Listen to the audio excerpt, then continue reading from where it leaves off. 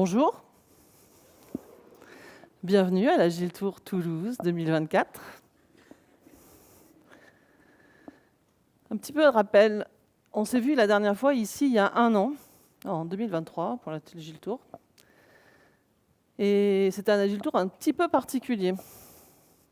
L'équipe d'Orga de l'époque avait dû relever le défi d'organiser un Agile Tour en 3 mois.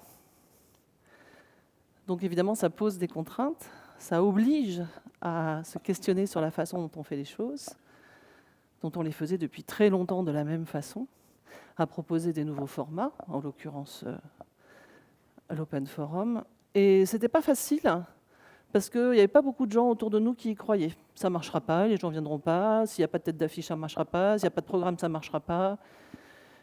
Mais ils étaient têtus, pugnaces. Ils ont été aussi soutenus par des membres de 7 communautés agiles aujourd'hui.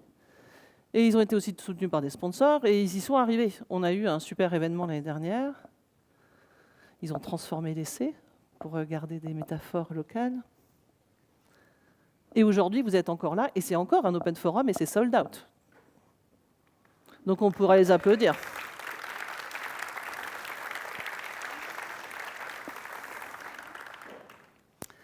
Cette édition 2024, elle est un petit peu particulière.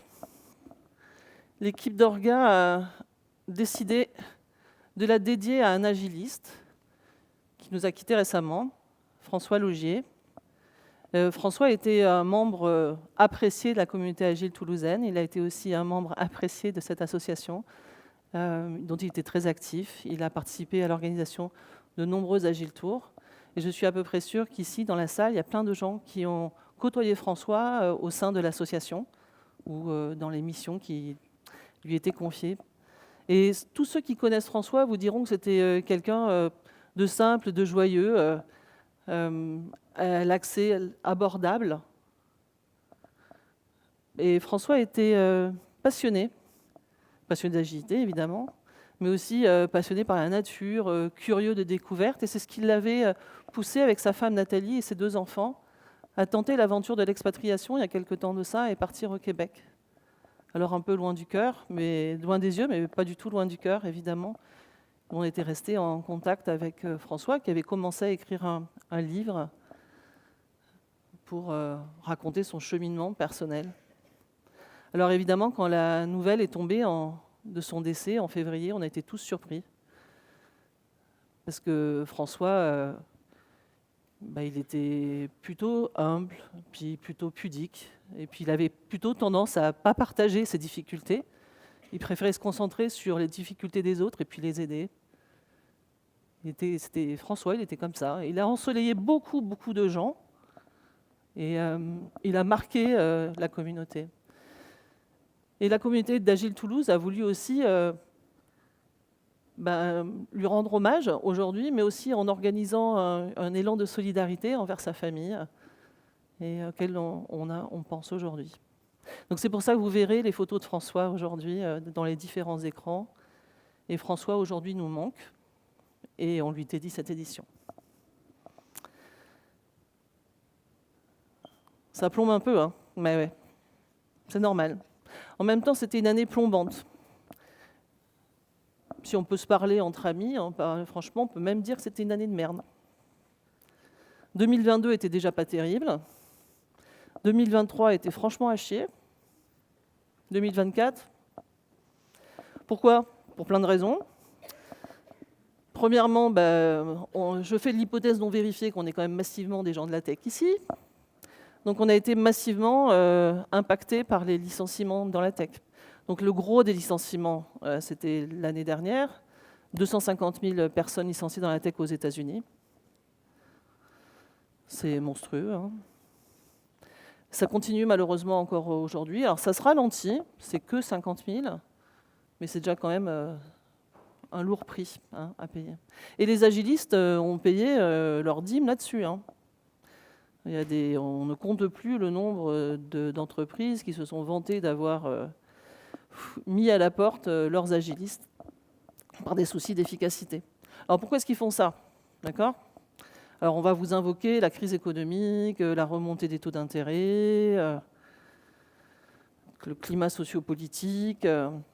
En fait, dans la plupart des cas, ces licenciements sont la conséquence du scale-up massif et incontrôlé des entreprises de la Big Tech des États-Unis pendant les années Covid, 2019-2020, où on recrutait à tour de bras des gens, avec une explosion des salaires. Et aujourd'hui, épreuve de réalité, on essaye d'optimiser les opérations.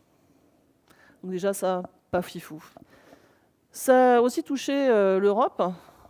Donc j'ai demandé à mon IA préféré de me générer une image de licorne dépressive.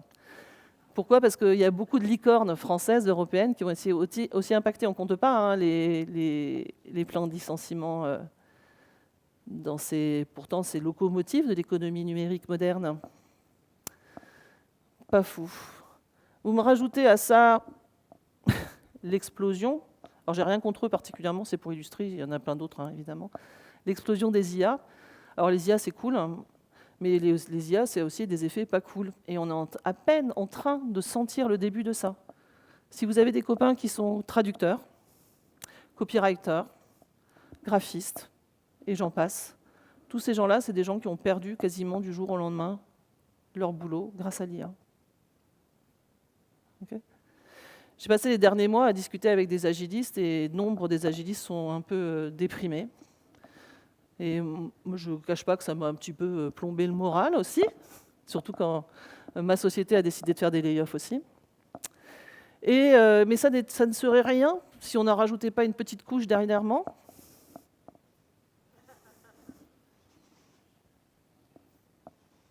Je crois que ça se passe de commentaires.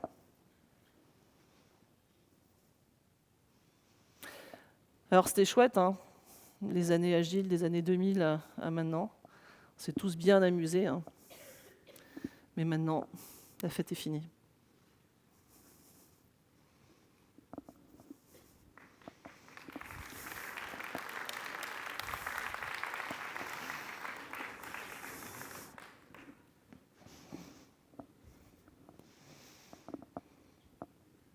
Vous partez pas ? Mais non, c'est pas fini, on va pas cesser faire. Vous pouvez rallumer, s'il vous plaît, on a des trucs encore à se dire. L'agilité est morte. C'est le thème d'aujourd'hui. Donc, un esprit un petit peu scientifique. J'ai tendance à ne pas prendre pour acquis ce que l'on me dit. Et malgré le fait que tout le monde autour de moi me disait que l'agilité était morte, je vous passerai le nombre d'articles publiés, de blogs, de machins, de LinkedIn, de tout ce que vous voulez, les petits bandeaux verts, tout ça, on évacue. Je me suis dit, est-ce que c'est vrai ? Quelles sont les preuves ? Donc je suis partie à faire ce que je sais faire le mieux, une étude de marché. J'ai cherché des données, j'ai rencontré des gens. J'étais partie pour interviewer une dizaine de personnes, j'en ai interviewé 96 sur les 5 derniers mois. J'ai interviewé des coachs agiles, des scrum masters, des gens en freelance, des gens en ESN, des gens qui sont dans les entreprises, j'ai interviewé des commerciaux d'ESN, des directeurs d'ESN, j'ai interviewé des clients. J'ai essayé d'interviewer le plus de gens possible pour essayer de comprendre ce qui se passe. Et alors, bonne nouvelle, ça c'est faux. Voilà, là vous pouvez partir aussi.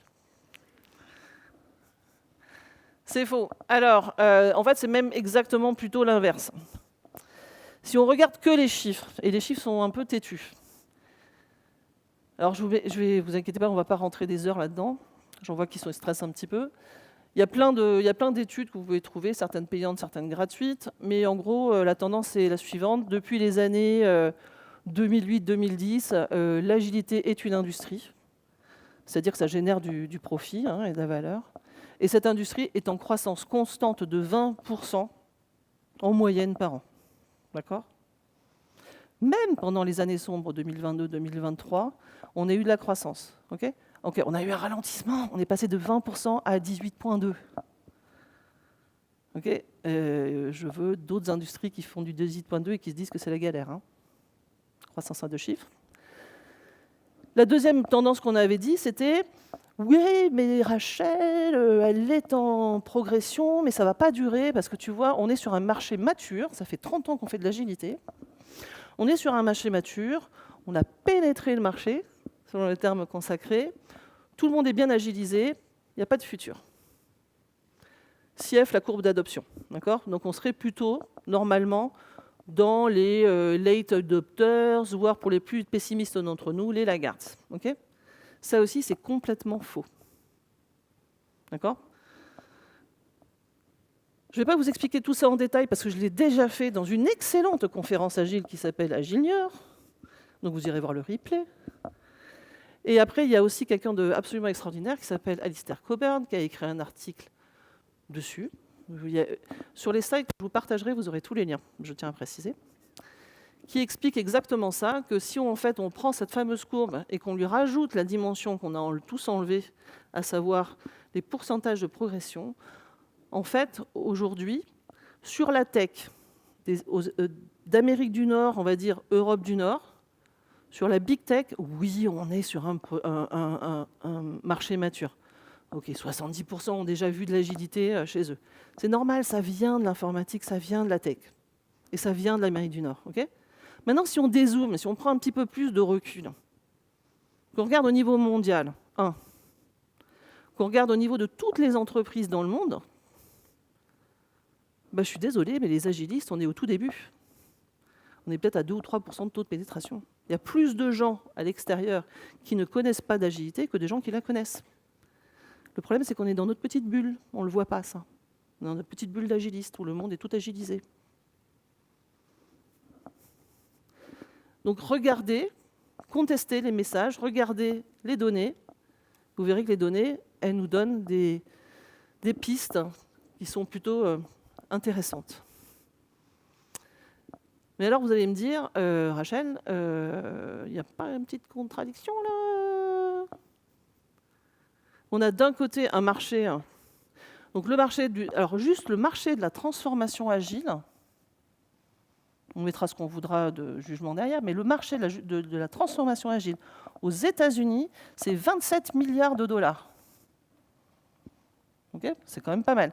Les perspectives de ce marché-là, c'est 142 milliards de dollars en 2032. Donc d'un côté, on a une très forte progression avec beaucoup d'argent. Ça veut dire qu'il y a beaucoup de clients. Ça veut dire qu'il y a beaucoup de besoins à satisfaire. Et comment ça se fait que de l'autre côté, on est plein de fournisseurs de services agiles, des coachs, des PO, des accompagnants, des consultants, on va appeler ça accompagnants agiles, qui eux me disent, Rachel, moi j'ai pas de mission depuis des mois, j'attends que le téléphone sonne, ne sonne pas, je me pose vraiment des questions, j'arrive plus à trouver des missions. Même les ESN me disent qu'ils voient un ralentissement. Alors comment ça se fait ? J'ai baissé mes tarifs. Certains, ils ont coupé leurs tarifs par moitié. J'ai même eu quelqu'un qui m'a dit qu'il était descendu à 250 € son TJ. Il était au-dessus des 1000 € il y a quelques mois. Il y a des gens qui ont aussi lâché l'affaire, qui se sont dit, écoute, c'est tellement nul que je vais raccrocher. De toute façon, je suis pas mal près de la retraite. Donc, retraite anticipée. Il y a des gens qui se sont fait embaucher aussi en interne. Des gens qui ont changé de métier. Alors, comment ça se fait, ça, ce paradoxe-là ? Ça m'intéresse beaucoup. Donc, je vous ai dit, je suis allée interviewer des gens, parce que c'est mon côté étude de marché.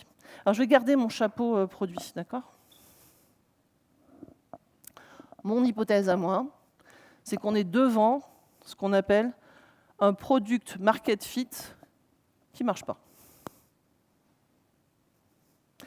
Il y a des gens qui ont des besoins qui correspondent à votre savoir-faire et vos compétences, qui ont besoin de votre service. Vous avez des services, ça ne se rencontre pas.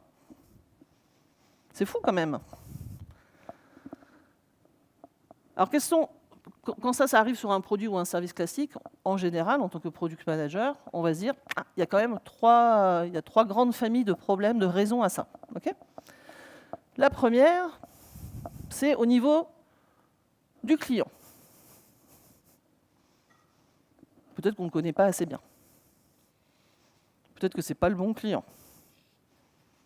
Peut-être qu'on ne connaît pas exactement ses besoins. Ou alors qu'on ne les écoute pas trop. Est-ce qu'on a intégré leur feedback ? Donc comme ça, on va jouer à main levée. Qui c'est qui pratique, qui fait des études de marché avec ses clients régulièrement? Levez la main. Qui c'est qui connaît exactement les besoins, les pain points de ses clients? Pour de vrai. Voilà. On n'est pas très nombreux, c'est normal, c'est normal. Donc là, il faut qu'on investisse, nous, dans des moyens, des techniques qui nous permettent de mieux comprendre notre client. Ça tombe bien, on est agiliste, on est censé être customer-centric, je vous rappelle. Donc là, quand même, on a un souci. Le deuxième problème qu'on peut avoir, c'est du côté des services. Des produits et des services qu'on propose. Est-ce que les produits et les services qu'on propose sont pertinents? En gros, est-ce qu'on n'est pas en train de refourguer tout le temps la même chose à des gens qui ont des problèmes différents? Est-ce que les produits et services que l'on vend sont au goût du jour? Est-ce qu'on n'est pas en train de refourguer des produits obsolètes? Ça, c'est une question intéressante, parce que si vous regardez les pratiques que l'on apporte à nos clients, par exemple Scrum, Safe, etc., la grosse majorité de ça, ça a été créé avant 2015. Depuis 2015, il n'y a pas grand-chose. Il y a quelques trucs qui popent comme ça. Un peu d'unfix, un peu de flake levels, un peu de topologie, mais on est quand même en train de donner à nos clients les mêmes trucs qu'on leur donnait il y a 15 ans, il y a 20 ans. On peut s'interroger. Des fois, on leur donne aussi des services de mauvaise qualité.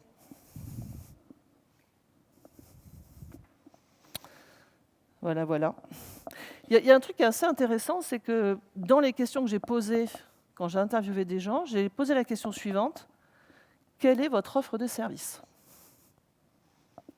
À part les commerciaux que j'avais rencontrés qui connaissaient très bien leur offre de service, c'est normal, c'est leur métier. La grande majorité d'entre nous, on ne sait pas ce que l'on vend. Donc on va me répondre de l'agilité, du coaching agile. Donc là, c'est des mots valises, vous mettez ce que vous voulez. Ou alors j'ai eu aussi, moi. Les clients, ils ont besoin d'un peu plus que... Alors, il y a quelques personnes qui peuvent se permettre de vendre elles, c'est-à-dire de vendre leur marque, leur nom. Mais c'est limité à un temps. À un moment, il faut faire le travail. Qui c'est qui fait le travail régulièrement de définir une offre de service précise, avec un pricing, avec une réflexion, avec une stratégie? Voilà. Okay. On n'est pas très nombreux. Et pourtant, ce sont des techniques qu'on connaît. Ce sont des conseils qu'on donne à nos clients. Le troisième source de problème, c'est les deux, le canal de distribution. D'accord ? Quelle stratégie on va faire pour aller rejoindre nos clients? Comment est-ce qu'on véhicule nos trucs? Eh bien, le canal de distribution, il est un peu aussi bloqué. C'est très difficile d'être, pour un coach, par exemple, indépendant, d'être en direct sur un client. Il y a toujours des intermédiaires. Les intermédiaires, le client et le prestataire, n'ont pas forcément les mêmes intérêts. Et vous dépendez non pas de votre stratégie, mais de la stratégie des autres. Donc tout ça combiné, ça donne une situation où ça peut être un petit peu compliqué. Alors que pouvons-nous changer? Parce que nous sommes agilistes. Que pouvons-nous changer? Alors là, j'en vois déjà qui vont me dire Rachel, t'es bien gentil, mais moi, ça fait 20 ans que je fais du business, ça a toujours marché, c'est juste un petit creux de la vague, ça va revenir, il n'y a pas besoin de changer. Donc, je vous passerai évidemment l'aspect complètement ridicule pour des professionnels du changement de ne pas vouloir changer. Mais en fait, c'est dramatique parce que les enjeux sont beaucoup plus significatifs. Moi, j'en vois 3. Attention, humour pourri. Le premier, le grand remplacement. Humour 2, deuxième problème. Les guerres de religion. Et le troisièmement, la dilution. Alors, le grand remplacement. Méfiez-vous de l'IA, les kikis. J'ai travaillé sur 2 projets, là, récemment. Il faut affronter ses peurs, on m'a dit. J'ai travaillé sur 2 projets d'IA et de voir comment est-ce qu'on peut remplacer un Scrum Master ou un coach agile par un IA. D'accord ? Ça marche très bien. Spoiler alert, vraiment. C'est bluffant. Donc, si vous considérez que votre job, c'est de débiter le contenu théorique de Scrum Guide, Safe, machin, Kanban, ce que vous voulez, choisissez votre dope, mais c'est juste de retraduire ça à des gens pour les éduquer, ça, ils n'ont pas besoin de vous, d'accord? Si votre job, c'est juste de répondre à des questions sur ça, ils n'ont pas besoin de vous. Si votre job, c'est de faire de la prise de notes en réunion et de déplacer des stickies, ils n'ont pas besoin de vous. Il y a même de l'IA dans Canva, donc maintenant, on n'a même plus besoin d'avoir quelqu'un qui bouge les stickies. J'ai vu ça qu'ils ont fait aussi ça sur Miro, ça fait un peu peur, ok? Si votre job, c'est de faire des rappels de réunions, de rétrospectives, etc., guess what? L'IA le fait. L'IA le fait très bien, le fait mieux que vous, le fait beaucoup moins cher que vous. Vous allez disparaître. Et ça, c'est pas que pour les Scrum Masters et les coachs. Hein, les PO, là, je vous vois, c'est pareil. Les PO qui pensent que leur job, ça n'est faire que d'écrire des user stories dans Jira, alors que ça a été donné par un PM dans la sainte dichotomie de la discovery d'un côté, du delivery de l'autre, vous êtes foutus. L'IA fait ça très bien, mieux que vous, parce qu'elle fait en plus les 4 tests. OK? Donc attention, méfiez-vous. Le deuxième point, les guerres de religion. Ça, c'est le jeu préféré des agilistes, le bashing. Ta méthode est meilleure que la mienne, non, c'est pas vrai, c'est moi, etc. Okay? En ce moment, il y a un très très gros bashing sur l'agilité, avec une très grosse poussée des frameworks produits. Marty Kagan en tête. J'adore Marty Kagan, vraiment, je le connais, on a déjà discuté, j'aime beaucoup son œuvre. En ce moment, je trouve que c'est unfair, la publicité négative qu'il fait à l'agilité. Parce que si vous regardez son framework, et je vous invite vraiment à lire son livre, il est dangereux, ce qu'il met dedans, c'est de l'agilité. Repackagé, rebrandé, mais c'est de l'agilité. Et ce gars-là, son job, c'est de placer ses consultants, qu'il appelle des coachs produits, à la place de vous. Les guerres de religion. Et en plus, accessoirement, les guerres de religion, ça fait infiniment chier les clients. D'accord? Ils s'en fichent. Ils s'en fichent de savoir quelle marque de brosse à dents vous préférez, parce que vous êtes expert de la brosse à dents. Il veut que vous lui laviez les dents. OK? Et le dernier... Pourquoi ça fait ça? Pardon. La dilution. La dilution, c'est un risque. C'est un risque parce que c'est très facile de dire « je suis coach agile ». D'accord? D'ailleurs, hop, je suis coach agile, ça y est. Ce n'est pas réglementé, il n'y a pas de contrôle de ticket d'entrée. Donc je peux m'improviser coach agile, sans avoir aucun background, connaissance, etc. Je peux aller faire des dégâts chez les clients. On est d'accord là-dessus? Dans le meilleur des cas, allez, je vais faire une formation. 2 jours de formation. Allez, 3 jours de formation. En 3 jours, vous allez apprendre un métier aussi compliqué que le métier de PO, le métier de Scrum Master, le métier de coach agile. Mais non, c'est un métier artisanal, ça s'apprend sur le terrain, au contact des gens. La dilution, c'est que comme le ticket d'entrée est très bas, eh ben, il y a beaucoup de gens qui rentrent. Alors c'est très difficile d'avoir les stats parce qu'il n'y en a pas. Donc on a dû faire des recoupements indirects, mais on estime globalement qu'au début des années 2000, il y avait une centaine ou quelques centaines de coachs agiles en France. D'accord? C'était tous des gens plutôt assez seniors, qui avaient un background technique assez solide, qui avaient fait pendant des années et qui pratiquaient. C'était tous des freelances. D'accord? Aujourd'hui, en France, il y a approximativement entre 33 000 et 37 000 coachs. Ils ne sont pas tous coachs agiles, mais on peut quand même estimer qu'une grosse part d'entre eux l'est. Et la proportion des coachs qui viennent du terrain, qui sont seniors et qui sont freelance, ben, c'est réduite à portion congrue. Le problème, c'est que si vous avez beaucoup de monde, la qualité baisse, les tarifs baissent, les clients ne sont pas contents. Dilution. Alors, il y a une truc, c'est que si moi je suis coach agile et que je ne trouve plus de boulot, vous savez ce que je peux faire? Et ça, il faut observer, parce que les coachs de développement personnel sont très forts pour ça. Si je ne trouve pas de boulot, ce que je vais faire, c'est que je vais créer ma méthode ou ma formation et je vais former de nouveaux coachs. Et je veux dire coach de coach. Je vais créer une nouvelle génération. On s'en fout qu'ils ne trouvent pas de boulot. Moi, mon boulot, c'est de leur prendre de l'argent pour faire ces formations et ces certifications. Donc vous allez me dire, on ne veut pas changer, ok, c'est votre choix. Pourquoi ça ne marche plus?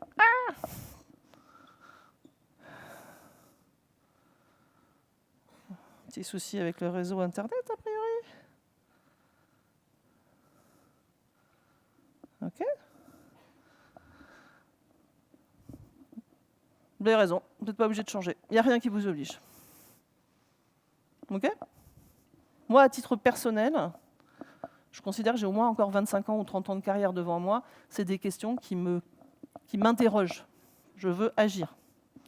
Donc je vais partir de... Comme vous ne pouvez pas répondre, et que c'est un monologue, je vais dire « Oui, on est tous d'accord avec toi.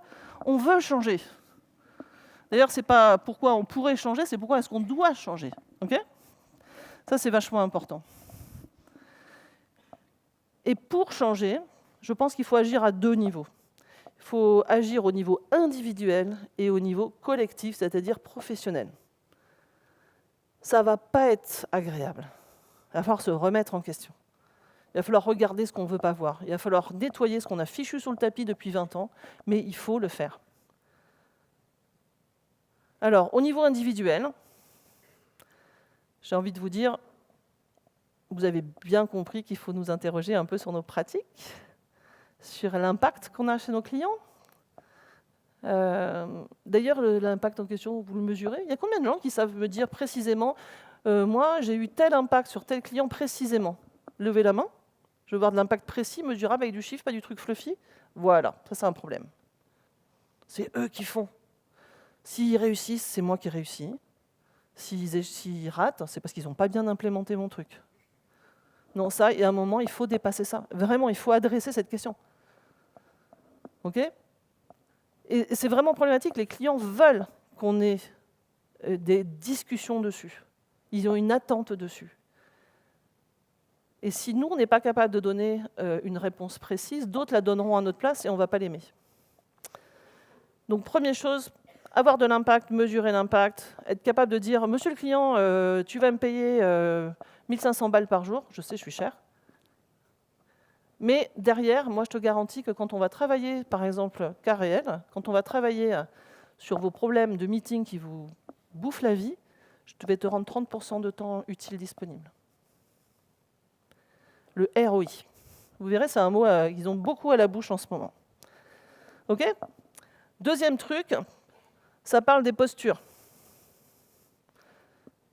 Alors, je sais qu'on aime beaucoup la posture basse quand on est coach, quand on est Scrum Master, etc. Même quand on est PO, on est un peu éduqué à faire ça. Ce n'est pas la seule posture qu'on a. OK? Il n'y a rien de mal à être formateur. Il n'y a rien de mal à être consultant. Il n'y a rien de mal à être expert, à faire. D'accord? Il n'y a rien de mal à aider un développeur dans son code, à aider un product manager. Il n'y a rien de mal à avoir du skin in the game. Moi, je me souviens quand Claude Aubry, qui est peut-être ici, j'espère qu'il est là, super, quand Claude m'a formé il y a des années de ça, il m'a dit Rachel, dans le développement logiciel, il y a des cochons et des poulets. Et nous, dans le développement informatique, on est des cochons. On perd du cuisseau si ça ne va pas. Et moi, j'ai un peu l'impression, et moi compris, hein, je m'auto-critique là-dessus, qu'on est bien une grosse bande de poulets, en fait. Hein. Non, mais vraiment. Et ça, questionnement là-dessus. OK? Le mode régie, on en parle de celui-là aussi? On peut en sortir du mode régie? Le mode régie, monsieur le client, tu as des problèmes, que je ne t'écoute pas trop, je vais te vendre mon service qui n'est pas vraiment qualifié, mais tu vas rester chez toi 5 jours par semaine. Non, allez, 4, on est gentil. Il faut qu'on fasse de la veille. 4 jours par semaine, toutes les semaines, pendant 3 ans, 1500 balles par mois, et ça va changer. Mais d'où ça? D'où ça? Comment ça marche vraiment l'efficacité, là? C'est pas bon ni pour le client, ni pour le coach, ni pour personne. Hein. Le mode régie, c'est confortable. Pas de souci. Pour le client, vous êtes son doudou, il est là tout le temps. Pour le coach, vous n'avez plus de problème à vous occuper de savoir comment vous allez faire votre business à la fin du mois. Mais c'est anesthésiant. Vous regardez en face, là. Moi, je me suis regardé en face et je n'ai pas aimé. C'est pour ça qu'en général, au bout de 3 ans, je m'en vais. Mais même 3 ans, c'est long. Je ne veux plus jamais faire des accompagnements longs. Sortir des frameworks. On va lire rapidement, hein, les frameworks, il n'y a pas besoin d'un humain avec de la créativité et de l'intelligence pour les vendre et les mettre en place. Hein. Je pense qu'on peut faire mieux. J'ai rien contre les frameworks, je pense que ce sont des outils, des boîtes à outils intéressantes, mais on doit faire mieux. On doit être créatif, on doit être innovant. Alors que vous les recombiniez, que vous les questionnez, que vous alliez aussi... je sais qu'il y a des gens qui sont dans le mouvement No Framework, pourquoi pas? Mais questionnez ça. Arrêtez de m'implémenter du Scrum à tout va sans réfléchir, ou du Safe, ou whatsoever. Soyez plus intelligent que ça. Et puis surtout, soyez agile vous-même. Hein. L'agiliste qui dit « vous devez travailler en équipe », sauf moi. Vous devez montrer vos résultats, sauf moi. Vous devez faire votre autocritique, sauf moi. Hein, on va commencer à s'appliquer à nous-mêmes ce qu'on essaie d'implémenter chez les autres, hein, parce que c'est insupportable. C'est une violence pour les autres. Hein. Et ça, on va le faire parce qu'on a besoin de se remettre en cause collectivement. Donc, certains qui me connaissent depuis des années, je milite pour la professionnalisation du métier. J'en profite au passage pour féliciter nos amis coachs de développement personnel.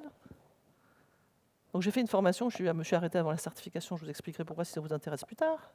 Mais en tout cas, je les félicite parce qu'ils sont vachement malins. Ils sont plus malins que nous, parce qu'eux, ils ont réussi à se faire positionner comme étant coach professionnel. Donc ça veut dire qu'on est tous une bande d'amateurs. Ah mais si, hein. Donc si vous comptez sur le fait que les agilistes ont souvent des problèmes de confiance en eux, de complexe de l'imposteur, ça a fait qu'il y a toute une bande il y a eu un mouvement, là, il y a 5-7 ans, d'agilistes qui se sont dit « Tiens, il faut que je sois coach professionnel, parce que c'est quand même mieux, c'est plus sérieux quand même, coach agile. Hein » Ouais. Ils sont un peu égarés aussi, hein, ils ont oublié un peu leur métier de base. Okay, il y a, pour spoiler alert, les coachs pro qui, eux, trouvent pas de boulot, parce que va vivre avec coach pro, il y a très peu de gens qui en vivent, hein, ça c'est une réalité, on va en parler. Eux, ils se disent, mais attends, coach agile, ça paye bien quand même.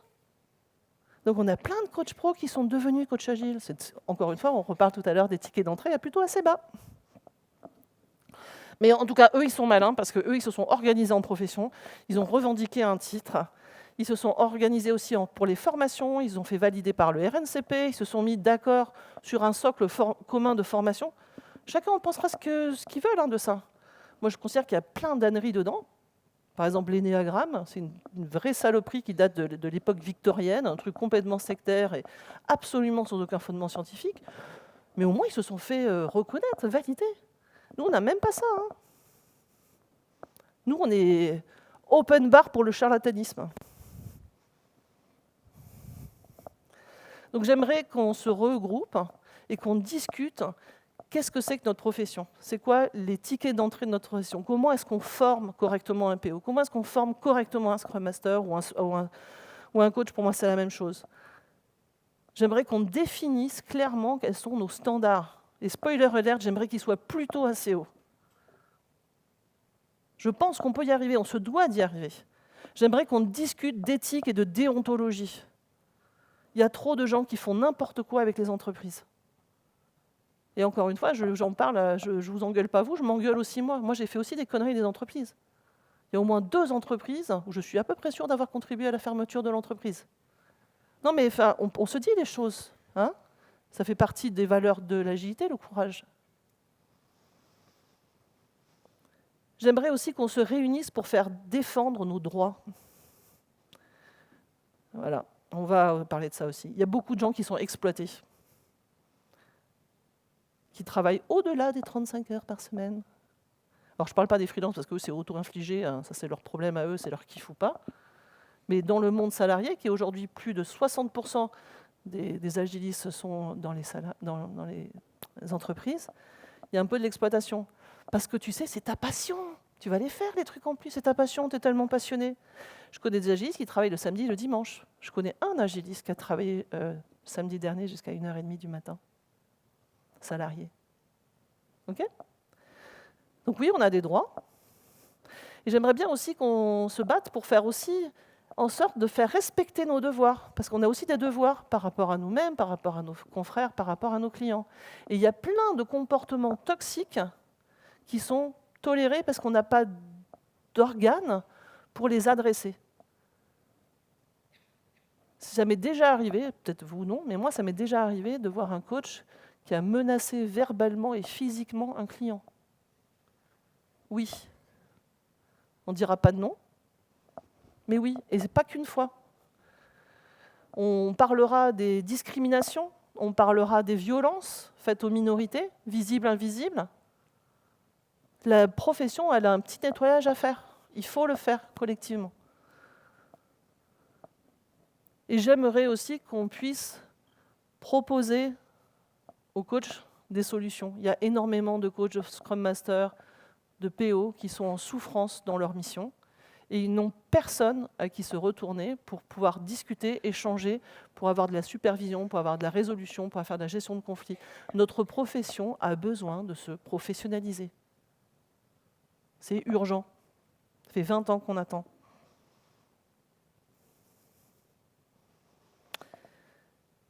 Donc l'agilité est vivante, elle est bien vivante. Pour moi, elle a un futur, elle a des perspectives, elle a des opportunités, mais elle a aussi pas mal de défis.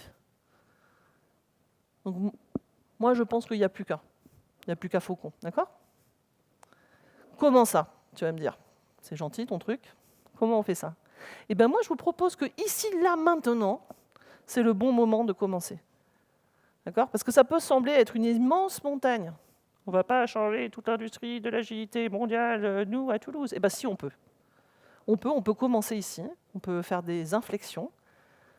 Ici, l'équipe d'Orga vous a proposé, vous a préparé ce qu'on appelle un open forum.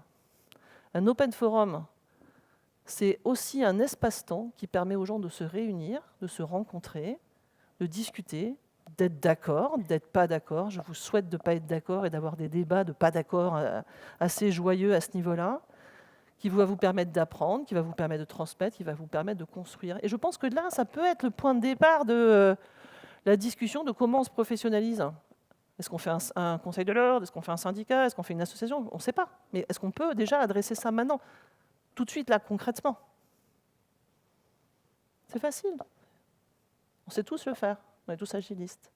On a tous les moyens techniques dans nos têtes pour le faire. Il n'y a plus qu'à.